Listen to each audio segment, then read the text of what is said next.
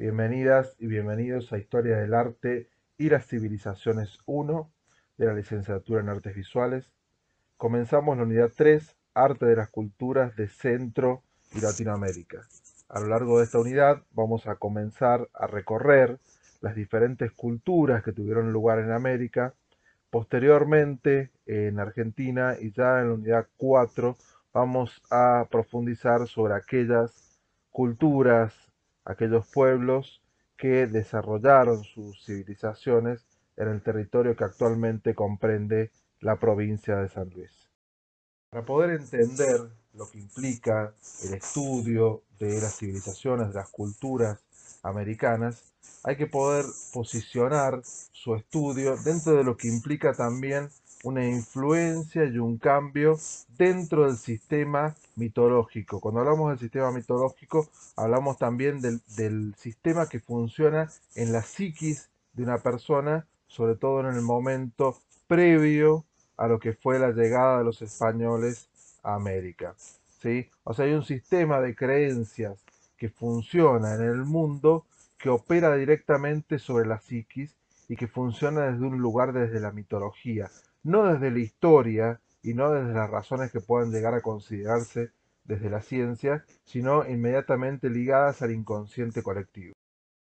Dentro de este sistema, cuando nosotros hablamos de los primeros seres en la Tierra, el común, o sea, el imaginario colectivo, más allá de que pueda tomar forma de pueblos, de que Adán y Eva sean pueblos, los primeros pueblos que hayan evolucionado, que hayan podido desarrollar sus acciones en forma de grupos para constituir los primeros pueblos primitivos, ¿sí?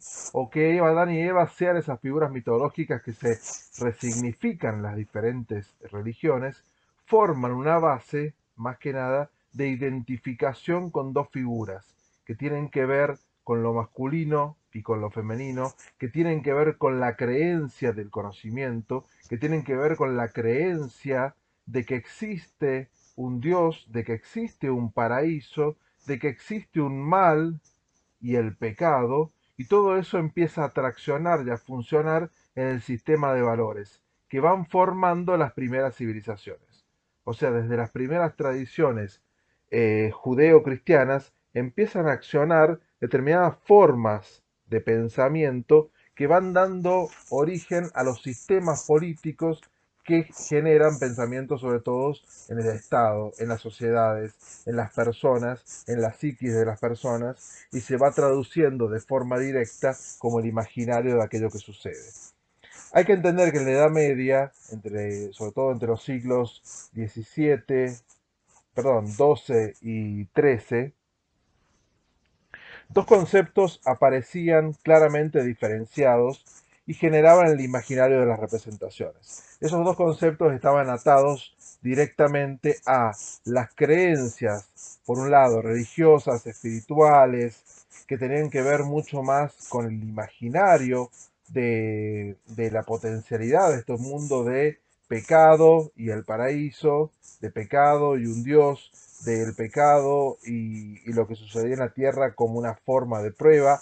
Recordemos las diferentes teorías también de Platón al hablar del mundo, hablando de un mundo de prueba, de que este es un mundo de prueba en el cual nosotros ensayamos para una vida mejor.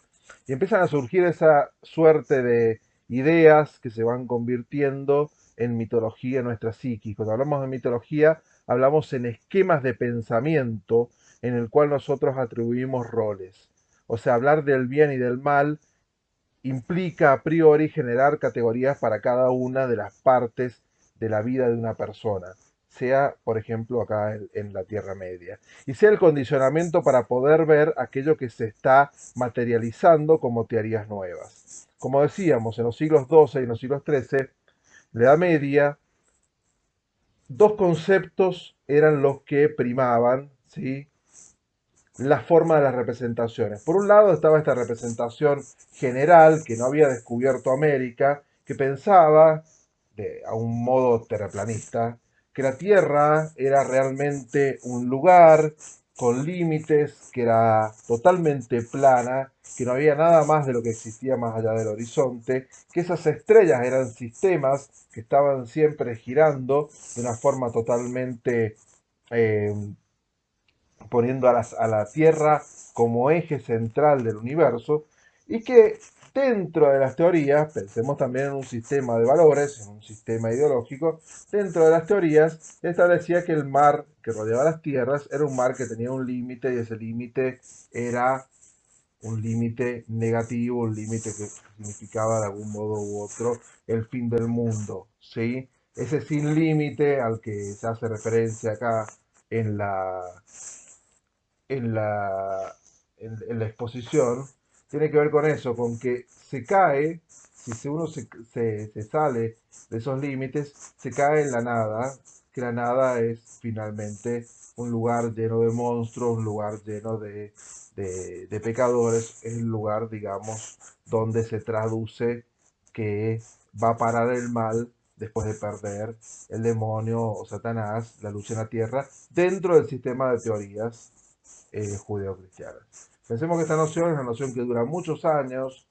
una noción que dura muchos años y se convierte en un saber popular. Pensemos que gran parte de la población no solamente no había evolucionado a ciertos descubrimientos científicos para cambiar lo que era la visión sobre la Tierra y el universo, sino también que estaban atravesados por la falta de determinadas nociones, la falta, o sea, pensemos en una población en gran parte analfabeta, pensemos en una población en gran parte avanzada sobre un sistema de creencias que les permita sostener la idea de la vida a partir de que existe algo más allá. ¿Sí? Por otro lado, los primeros ensayos, las primeras propuestas científicas ubican a la Tierra como una esfera sólida en el medio de una gran caja, como si fuera una gran caja china, transparente, en la cual los planetas giran alrededor de ella y tienen los nombres de la mitología griega. ¿Sí? eh, Desde la Luna, Mercurio, Júpiter, etcétera, van generando, digamos, una teoría en la cual el centro del universo, el centro del mundo, con todo lo que eso implica a nivel de concepto y a nivel mitológico, era la Tierra. ¿Sí? Esto cambia con el paso del tiempo. Pero hay que entender que dentro de este sistema de creencias estábamos, como decía antes, dentro de una noción en la cual las personas vivíamos en la tierra, vivíamos ciertas angustias, pero luego de esta vida se volvía hacia el Creador. El alma volvía a ese Creador celestial en el cual se hallaba un espacio majestuoso y se encontraba esa figura del origen, se volvía hacia el creador. Cuando hablamos del creador hablamos siempre del origen, y se volvía esa figura como una forma de cuidado y donde ya cesaban los sufrimientos. En la tierra, mientras tanto, se repetía ese esquema, ¿sí? En el cual estaba presente lo divino, representado a través del Papa, y estaba presente también lo que organizaba todo lo que hacía el Estado, que era el emperador. ¿Sí? De algún modo u otro, este imperio cristiano tenía que ver con el reflejo del orden celestial. Y de algún modo u otro, la figura mitológica de Satanás, la figura de lo negativo, la figura de la sombra, del opuesto a lo divino, era algo que no solamente se desarrollaba dentro del sistema de creencias, dentro de lo espiritual o de la vida religiosa de las personas, sino también que en el arte se empezaba a representar, como lo hace Dante Alighieri en la Divina Comedia, poniendo, dividiendo determinadas características, determinadas formas de vida, sobre todo las cercanas al sistema de pensamiento de él, poniéndolas como elevadas, y en el extremo poniendo a aquellos pecadores fuera de este rango. Este pensamiento medieval cambia para siempre con la llegada de Colón a lo que posteriormente se denomina América. Sobre todo en el gran choque que se produce, tiene que ver con la creencia en un comienzo. Fíjense que hay películas o hay novelas que tratan esto como título. Por ejemplo, 1942, La conquista del paraíso. 1492, perdón, La conquista del paraíso de Ridley Scott, que habla de la llegada de Colón a las tierras actualmente denominadas como América. Y se habla justamente de la idea de paraíso. Hay que pensar también que quienes venían en las carabelas creían en cierto punto que habían llegado al paraíso. Aparte, habiendo transitado el océano y empezando a recorrer por el cauce donde iban aguas dulces, ¿sí? Entonces se pensaba que se había llegado finalmente al paraíso. De algún modo u otro también esta llegada simbólica a América implica de un modo directo la caída de los sistemas, por más que se produzca posteriormente, porque produce la caída de, primero que todo, de la creencia de la Tierra en el centro del universo. Ya Copérnico empezaba a estudiar, a publicar, perdón, sus primeros estudios sobre el universo heliocéntrico, la aparición de esos otros planetas y la Tierra ser un planeta más, con todo lo que implica de nuevo a nivel de la psiquis, o sea, de no ser el centro del mundo, de no ser la obra central del Dios creador. Todo eso produce un desencanto, produce un cambio en el sistema de valores que hasta ese momento ha sido dominado por esa constante entre el bien y el mal. ¿Sí? Hay que empezar a ver también que en este momento, ya por ejemplo en 1616, la iglesia empieza a ejercer una forma de presión para poder, que se sostiene hasta hoy en día, para poder sostener que esas ideas son la verdad, como si hubiera una idea de verdad realmente. Entonces hay una gran pelea por eso y mucha gente va a la Inquisición y a hablar de la casa de brujas. Galileo Galilei es obligado a abjurar, aunque había presentado pruebas de los descubrimientos a partir de los primeros telescopios. Y es obligado a abjurar en favor de la iglesia para poder conservarse y no ser desterrado o castigado con la muerte en algunos casos, como sucedió. De algún modo u otro, este sistema, este gran cambio, produce en el pensamiento, sobre todo renacentista, una idea clara de que hay un hombre nuevo, ¿sí?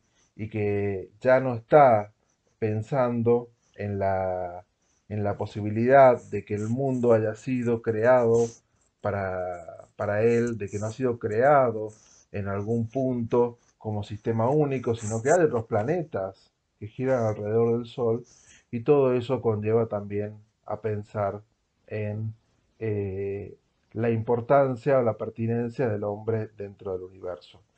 Llegar a América, ¿sí? Es entender que la naturaleza del cosmos, la naturaleza de la relación del hombre o de la mujer con el mundo, con el universo, con todo lo que implica esto en su sistema de valores, su sistema mitológico y su sistema mitológico afectando la psiquis, cambiando la estructura, ¿sí? O sea, lo que se pensaba que no existía, existe, y es otra cosa que es desconocida, ¿sí? Y si es desconocida está fuera de control. Todo eso, digamos, va generando un modelo nuevo de pensamiento que va rompiendo, ¿sí? Dentro de ese esquema es donde se produce el origen de las culturas americanas, ¿sí? Donde se produce el origen de las culturas americanas. Dentro de la línea de tiempo nosotros vamos a ver como estudiamos de cierto modo también dentro del paleolítico y anteriormente del neolítico, que también dentro de la historia de América se dan determinados periodos, periodo prehistórico o arcaico, que es muy coincidente con lo que nosotros hemos visto ya dentro del Neolítico, un periodo formativo donde ya empiezan a aparecer las primeras civilizaciones, las primeras agrupaciones a partir de el enclave o el cese de determinado nomadismo para poder asentarse determinados grupos, generar la agricultura, generar determinadas condiciones de vida que sean mucho más, eh, mucho más posibles de extenderse en el tiempo. Periodo clásico, ¿sí? Todo el periodo previo, ya cuando se empiezan a producir el desarrollo de esas grandes ciudades, de esas grandes arquitecturas que nosotros vamos a desarrollar a lo largo de esta unidad.